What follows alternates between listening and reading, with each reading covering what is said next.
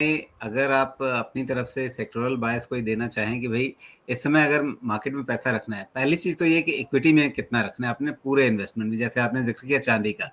तो दूसरे जो अलग अलग एसेट क्लास हैं उसमें कहाँ कितना रखना है, इक्विटी के अंदर कितना रखना है, और इक्विटी के अंदर फिर कौन से सेक्टर्स आपको लगता है कि अगर आगे अनसर्टेनिटी रही भी, कोई जियोपॉलिटिकल टेंशन बढ़ा भी, अगर इंडिया की डोमेस्टिक इकोनॉमी थोड़ी धीमी हुई भी, तो भी जहां पर कन्विक्शन बना रहेगा, ऐसे सेक्टर्स कौन से रहेंगे? देखिए, एसेट एलोकेशन परसेंटेजेस थोड़ा सा इंडिविजुअल रिस्क प्रोफाइल के हिसाब से ज्यादा वो रहता है, बेटर रहता है मैच करना। बट बाय एंड लार्ज मैं कह रहा हूँ कि सारा पैसा आप इक्विटी में ना डालें, लेकिन कुछ पैसा आप प्रेशियस कमोडिटीज में डालिए, चाहे गोल्ड में डालिए, सिल्वर में डालिए। सिल्वर मुझे पर्सनली इसलिए पसंद है कि सिल्वर का उपयोग इंडस्ट्रियल लेवल पे भी है, सिर्फ उसको स्टोर ऑफ वेल्थ नहीं गिना जाता। इलेक्ट्रिक व्हीकल्स में, बैटरी सिस्टम में बहुत जगह सिल्वर का उपयोग बढ़ गया है पिछले कुछ 8-10 सालों में, और ये बढ़ता जाएगा। सप्लाई लिमिटेड है, और उस लिहाज से आप देखेंगे तो डिमांड जो है उसकी वजह से ही भाव। और जो गोल्ड और सिल्वर का जो रेशो हमेशा रहा है, वहां पे एक आर्बिट्राज या एक डिफरेंस है, उसकी वजह से सिल्वर वो। बट हाँ, to answer your question, debt में एलोकेशन करना, गोल्ड सिल्वर में करना, इक्विटी में करना, बैलेंस तो आपको हमेशा बनाए रखना पड़ेगा। झुकाव इक्विटी की तरफ आप तब करते हैं अगर मान लीजिए आपने आज 50 रुपए लगाया और 50 सिल्वर में है। अंदाजे, मतलब एक हाइपोथेटिकल एग्जांपल ले रहा हूं। अगर मार्केट गिरती है यहां से अगले 2-3-4 महीने में, तो जो सिल्वर का पैसा है वहां आप प्रॉफिट बुक करके आप इक्विटी और लीजिए, क्योंकि तब वो इक्विटी की वैल्यू घट गई है और वो लेने लायक हो गया, तो आप उसको वापस रीसेट करके 50-60% पे ला सकते हैं। ये करना जरूरी ज्यादा हो जाएगा, ना कि ढूंढना कि सबसे एक्यूरेट चीज क्या है। और विद इन इक्विटी जो सेक्टर्स हैं उसमें आप ये देखिए कि थोड़ा सा एक कंसेंसस बनता दिख रहा है कि बैंकिंग और फाइनेंशियल्स में बहुत बढ़िया आपको तेजी मिलेगी। हाँ, लेकिन उसमें बहुत सारी बैंक्स आपको डिसअपॉइंट भी कर रही हैं, एनबीएफसी चल ही नहीं रही है। लेकिन आप अच्छे बड़े जो प्लेयर्स हैं, चाहे वो बजाज फाइनेंस हो गया, एसबीआई हो गया, कोटक हो गया, इनके साथ रहेंगे तो थोड़ा सा आपको सेक्टर में जो इम्प्रूवमेंट है वो पहले इसमें इन कैंडिडेट्स में आएगा, इन प्लेयर्स में आएगा। वैसे ही आप हर सेक्टर में लीडरशिप के साथ रहिए, ना कि ढूंढिए कि सबसे मरा हुआ नीचे पेनी स्टॉक कौन सा है जो एकदम सस्ते में मिल रहा है, येस बैंक को डाल में पैसा लगाना है, ठीक है कि नहीं। देखिए, येस बैंक चलेगा वो तो तब चलेगा जब सारा सेक्टर दौड़ेगा। वो सारा सेक्टर दौड़ेगा तो सबसे पहले तो अच्छे बैंक दौड़ेंगे। तो आप येस बैंक की बारी आते आते रिस्क ले, उसी बजाय जो प्लेयर्स बड़े प्लेयर्स हैं, तो जब मोमेंटम, अभी वैल्यू है, वैल्यू से ग्रोथ में आपके बड़े प्लेयर्स चलेंगे। ग्रोथ आने के बाद जब सब कुछ चलने लगता है, जिसको हम मोमेंटम कहते हैं, तब आप नीचे जाइए मार्केट कैप लेवल पे और छोटे कंपनीज में इन्वेस्ट करिए। ये एक बहुत सिंपल फिलॉसफी होती है। जब ओवरऑल मार्केट डाउन है तो pick value, when market starts improving go with growth, और once growth is established then go with momentum. आने के बाद आप go into the small players. जो सेक्टर मुझे लगता है, आप देखिए जो महाकुंभ के कंजम्पशन के नंबर्स को देखते हुए अंदाजा, और आपने तो ये पर्सनली महसूस किया होगा, जिस टाइप की खपत हमने देखी है, और ना सिर्फ प्रयागराज या उत्तर प्रदेश के एरिया में, हमने ऑल ओवर इंडिया से लोगों को आते हुए देखा, ये खर्चा करते हुए देखा। तो मुझे लगता है कि टूरिज्म, ट्रैवल, ये जो ट्रांसपोर्ट, ये वाला जो सेक्टर है, इसमें बहुत इंप्रूवमेंट आना बाकी है। और आप सारी इस गिरावट में एक स्टॉक का जिक्र करूंगा, आप एक अगेन एग्जांपल के तौर पे देखिए कि इंडिगो का जो शेयर है वो 5000 समथिंग, उसका 52 वीक हाई है, ऑल टाइम हाई है। वहां से गिरावट जब शुरू हुई तो गिरता गिरता जो भी आया 4000 तक आया होगा, जहां तक आया। आज उस पर इतनी स्ट्रॉन्ग रिकवरी है कि वो आज 4700 पे है। तो 5000 के लेवल से 4700 है, 10% भी नीचे नहीं है।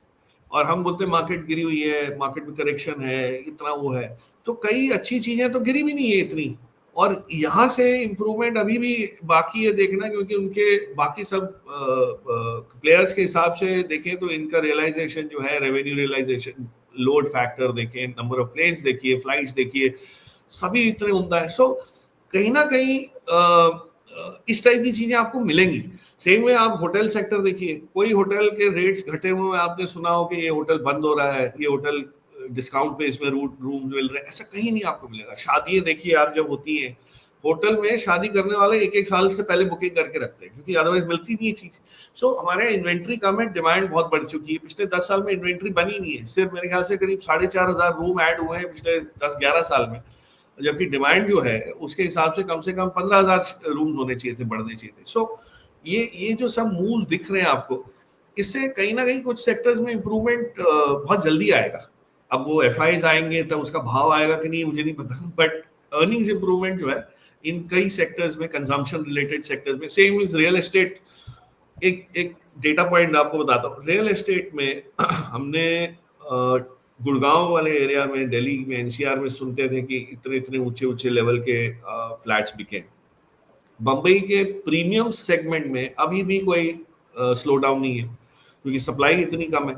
सेम में जो दिल्ली के मार्केट में, जो माइक्रो मार्केट्स में जो रियल एस्टेट ग्रोथ आ रहा है, वहां पे 22,000 रुपए स्क्वायर फुट वाले प्रोजेक्ट 27 हो गए, 27 वाले बोल रहे हैं कि अप्रैल से अब 30 करेंगे। सो ये जो चीजें दिख रही हैं, छोटी छोटी चेंजेस आ रहे हैं, उसका कहीं ना कहीं कंपनीज पे, पीएनएल पे इम्पैक्ट पड़ेगा। तो जो अच्छी बैलेंस शीट वाली कंपनीज हैं, जिनके पास इन्वेंट्री अच्छी है और जहाँ पे डिमांड ठीक है, उनके पास इतना माल ही नहीं है कि बेचने की ज्यादा चिंता करनी पड़े। आपके पास है ही अगर 1.5 लाख स्क्वायर फीट और वो बिक जाता है 1 साल के अंदर, तो आपको क्या फर्क पड़ता है कि बाकी मार्केट्स में क्या हो रहा है। सो हम तो कंपनी स्पेसिफिक फोकस रख के अगर देखें, जिसको हम बॉटम अप इन्वेस्टिंग बोलते हैं, तो काफी जगह आपको पॉकेट्स ऑफ प्रॉमिस दिखेंगे।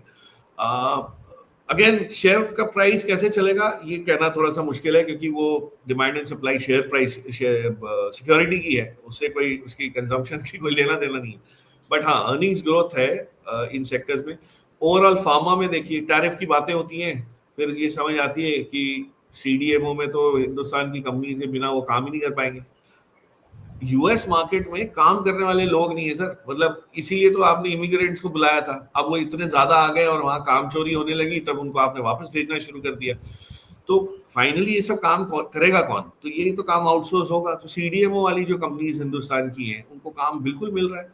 और चाइना में रिलायंस जो है, और एक इंटरेस्टिंग चीज जो पिछले हफ्ते में मैं काफी पढ़ रहा हूँ, मैं कुछ इंटरनेशनल आर्टिकल्स पढ़ रहा था 2 दिन पहले, उसमें एक चीज समझ आ रही है कि जो यूक्रेन और रशिया का अगर युद्ध थमता है और यूक्रेन को रीबिल्ड किया जाएगा, उस प्रोसेस में इतनी बड़ी अपॉर्चुनिटी है कि हर एक को पार्टिसिपेट करना है। चाइनीज कंपनीज भी बोल रही है हमको करना है, अमेरिकन कंपनीज भी बोल रही है हमको भी हिस्सा दीजिए, हमको भी हमारा वो मिलना चाहिए हक से। यूरोपियन कंपनीज तो ऑफकोर्स मांगेंगे अपना हक। इंडियन कंपनीज को भी बहुत काम मिलेगा। तो आप सोचिए एक सारा देश नया बनेगा, जब रिकंस्ट्रक्ट होगा तो कितना काम निकलेगा। और इस के बाद जो डिफेंस में जो यूएस के ऊपर डिपेंडेंस कम करने की जो बात एक ग्लोबली लहर दौड़ती हुई समझ आ रही है, हमारी कंपनीज ने पिछले 5 साल में जो क्षमता धारण की है डिफेंस वाले सेगमेंट में, बहुत सारे ऐसे ऑर्डर्स आपको मिलेंगे। एक छोटी छोटी कंपनी है, मैं एक कंपनी को मिला बैंगलोर में जो लॉकहीड मार्टिन और बोइंग के एयरक्राफ्ट्स का सारा इंस्ट्रूमेंटेशन और इलेक्ट्रॉनिक हार्नेसेस बनाते हैं। अच्छा, ये नहीं कि पहली बार बना रहे हैं कि बनाएंगे, ये ऑलरेडी बना रहे हैं और 3 ऑर्डर आ चुके हैं। सो हालांकि ऑर्डर छोटे छोटे हैं, कोई 100 करोड़ का है, 80 करोड़ का है, 200 करोड़ का है, लेकिन ये 2000 करोड़ बनने में इसको समय नहीं लगेगा। सो हमारे यहाँ क्षमता है, अब एक्सेप्टेंस भी आ रही है और मार्केट भी क्रिएट हो रही है। पहले एक चाइना +1 था, अभी एक नया टर्म आया है, एवरीथिंग एक्सेप्ट चाइना।